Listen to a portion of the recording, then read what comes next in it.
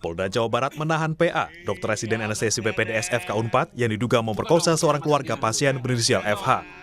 Polisi juga sudah menetapkan yang bersangkutan sebagai tersangka. Tersangka memerkosa korban dengan modus mengecek darah. Pelaku membius korban hingga tak sadarkan diri sebelum melakukan aksi bejatnya. Sejumlah barang bukti disita, diantaranya sejumlah peralatan medis, obat-obatan, dan alat kontrasepsi. Polisi pun mengungkap adanya indikasi pelaku memiliki kelainan perilaku seksual. Dari pemeriksaan beberapa hari ini memang kecenderungan pelaku ini mengalami sedikit kelainan dari segi seksual ya. Jadi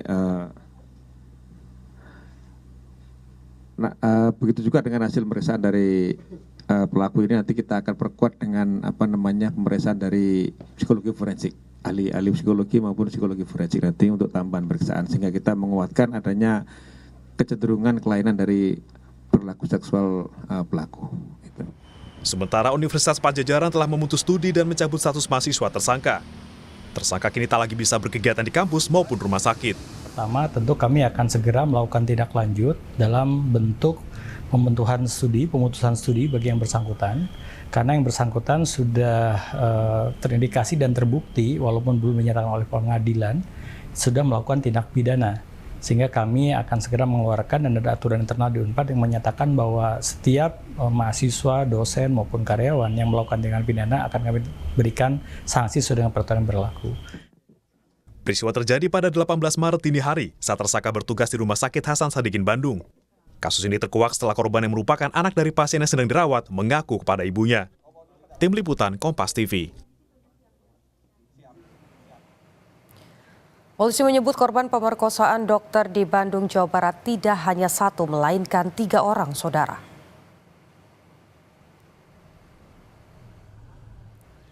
Polisi menyebut 2 korban tambahan ini merupakan pasien. Namun, kedua korban belum melakukan pelaporan resmi ke polisi.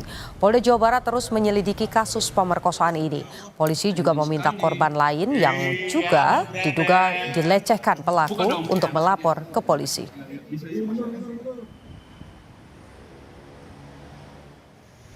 Keterangan pihak rumah sakit kan kita terus berkolaborasi dengan rumah sakit terhadap peristiwa ini untuk menampung manakala ada korban-korban lain. Dari keterangan rumah sakit sejauh ini sudah ada 2 korban lagi yang nanti juga akan kita lakukan pendekatan untuk dilakukan pemeriksaan sehingga nanti bisa menambah untuk korban-korban lain. Dua-duanya kebetulan pasien.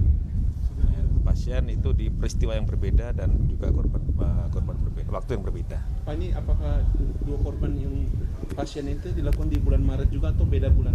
Kita sedang mendalami keterangan kedua-duanya ya. Yang jelas itu beda waktu dan beda beda orangnya. Sudah ada 3 orang diduga menjadi korban pemerkosaan dokter di Bandung, Jawa Barat. Ada apa di balik kasus ini? Sudah bergabung bersama kami ahli psikologi forensik Reza Indragiri. Untuk mengetahui lebih lengkap, kita tanya secara langsung. Pak, melihat peristiwa yang bahkan hari ini sudah dinyatakan begitu oleh polisi, korbannya ternyata bukan hanya 1 orang saja. Bagaimana Anda melihat kasus ini? Memang sejak awal saya menyemangati teman-teman di Kepolisian Polda Jabar untuk mencari tahu adakah kemungkinan korban lebih dari 1. Ada 2 alasan mengapa saya membangun spekulasi itu. Pertama, dari pemberitaan media massa yang saya simak, saya menangkap kesan betapa oknum dokter ini sangat fasih dalam melancarkan aksi jahatnya. Kecil kiranya kemungkinan yang bersangkutan bisa dikategorikan sebagai pelaku perkosaan impulsif. Namun sebaliknya, besar kuat dugaan saya mengatakan bahwa pelaku ini adalah pelaku perkosaan yang terencana, bukan impulsif. Karena fasih, karena terencana, maka saya bayangkan kefasihan itu adalah hasil dari proses belajar. Belajar dalam pengertian berulang kali melakukan kejahatan serupa, semakin terampil dia melancarkan aksinya, barangkali semakin canggih pula cara bagi dia untuk meloloskan diri dari jerat hukum. Itu alasan pertama. Alasan yang kedua, mengacu pada studi, memang menjadi sangat menakutkan, mudah-mudahan tidak memunculkan efek yang dramatis.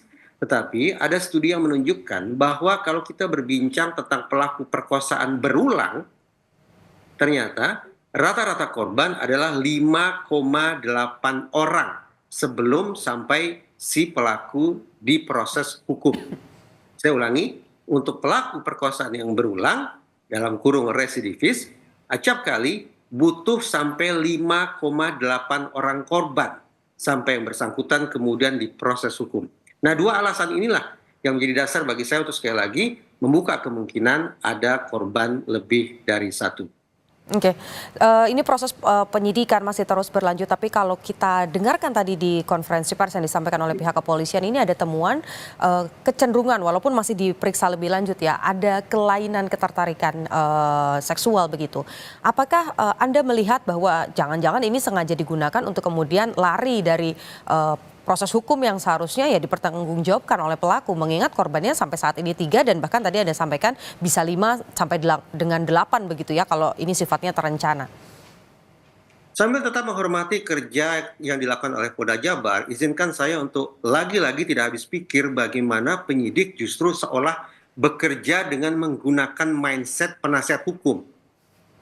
Yaitu bukan dengan misi untuk mencari cara, membangun narasi, melakukan pembuktian agar pelaku dihukum seberat-beratnya, tapi sadar tidak sadar, sengaja tidak sengaja, justru seolah mencari celah agar yang bersangkutan dikenakan peringanan hukuman. Saya tidak begitu bersepakat bahwa pada titik penegakan hukum seperti sekarang ini, otoritas kepolisian lebih-lebih justru mengangkat narasi tentang kemungkinan bahwa oknum dokter tersebut memiliki kelainan seksual. Implikasinya apa? Pertama, terbuka ruang bagi kita untuk berdebat apakah kemudian kelainan seksual itu sekiranya ada berimplikasi atau tidak terhadap proses hukumnya. Satu. Dan yang kedua, kalau tadi saya mencoba membangun anggapan bahwa oknum dokter ini terkategorikan sebagai pelaku perkosaan yang terencana, tapi kalau kemudian dianggap bahwa dia memiliki kelainan seksual, entah apa itu jenisnya, maka lagi-lagi terbuka ruang spekulasi bahwa jangan-jangan dia adalah pelaku perkosaan impulsif. Dua hal ini sekali lagi justru menggiring kita untuk suka tidak suka berpikir tentang kemungkinan adanya peringanan-peringanan, adanya pemakluman-pemakluman. Kita tidak lagi berpikir tentang punitif, menjatuhkan hukuman berat yang membuat sakit si oknum dokter, tapi berpikir tentang rehabilitasi. Memang Undang-Undang Tindak Pidana Kekerasan Seksual berbicara tentang pasal rehabilitasi bagi pelaku. Tapi saya yakin bahwa seluruh umat manusia pada saat ini ingin agar oknum dokter yang menakutkan ini dihukum seberat-beratnya. Mindset semacam itu yang semestinya secara konsisten dipakai oleh teman-teman penyidik. Bukan secara salah kaprah menggunakan mindset ala penasihat hukum terdakwa. Oke, kita tentu berharap ini peristiwa ini tidak terulang lagi begitu. Tapi yang kemudian jadi pertanyaan juga, Pak, tadi kan disampaikan bahwa ini ada indikasi sangat jelas ini bisa dilakukan secara terencana. Apakah kemudian bukan hanya korban yang bisa bertambah jumlahnya, tapi pelaku ini juga bisa bertambah jumlahnya? Poin bagus. Sejak awal juga saya mengatakan tampaknya akses ke obat-obatan, akses ke zat kimia, akses ke instalasi farmasi di rumah sakit yang bersangkutan tampaknya perlu diaudit untuk mengecek ada tidaknya, paling tidak kelalaian bahwa ada zat-zat tertentu, ada obat-obatan tertentu yang ternyata bisa dipakai, bisa diambil oleh oknum dokter bukan untuk tujuan kepentingan pasien tapi untuk kepentingan selain itu. Nah, kalau ada oknum-oknum, anggaplah di bagian farmasi atau apapun itu namanya, yang ternyata melakukan kelalaian, sehingga akses terhadap zat-zat tersebut tidak terkendali, tidak terkontrol secara pasti, maka terbuka kemungkinan bahwa ada pasal-pasal pidana lain yang boleh jadi mengena ke oknum-oknum lainnya. Dengan kata lain, kita tidak lagi semata-mata bicara tentang kasus perkosaan atau kekerasan seksual, tapi boleh jadi ada kasus kelalaian terkait dengan masalah obat-obatan dan sejenisnya. Oke, kalau kita lihat dengan polanya begitu ya, walaupun kita tidak boleh mendahului proses penyidikan dari kepolisian begitu, tapi kalau melihat dari apa yang terjadi, siapa korbannya, siapa pelakunya, ini modusnya kenapa bisa terjadi begitu? Karena kan kalau masyarakat berharap ketika datang ke dokter pulang sehat begitu ya, bukan malah menjadi korban kekerasan seksual begitu. Nah, kalau Anda melihatnya, apa yang kemudian menjadi pemicu dan menjadi modus dari peristiwa ini, Pak? Kasus perkosaan harus kita anggap, harus kita sepakati sebagai kasus yang serius. Dari sekian banyak bentuk kekerasan seksual, inilah kekerasan seksual yang paling keji, sehingga sudah sepatutnya pelaku dihukum berat. Namun kenapa kemudian peristiwa perkosaan yang saat ini mendapat perhatian yang sangat luas dari masyarakat adalah tak lain tak bukan karena berlangsung TKP-nya adalah tempat yang selama ini kita asumsikan sebagai lingkungan yang menyehatkan. Lingkungan yang menjadi tempat orang untuk memperoleh kesembuhan, bukan untuk mendatangkan penderitaan. Itu satu. Dilakukan pula kabarnya oleh oknum dokter. Orang yang selama ini kita anggap punya profesi mulia. Menyembuhkan, menyehatkan, mengobati, menghilangkan penderitaan.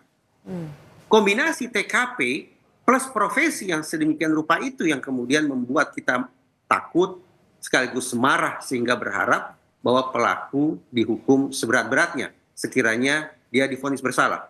Terkait dengan rangkaian peristiwa, izinkan bagi saya untuk mengatakan betapapun ini menakutkan, tapi sungguhnya tidak terlalu luar biasa. Kenapa?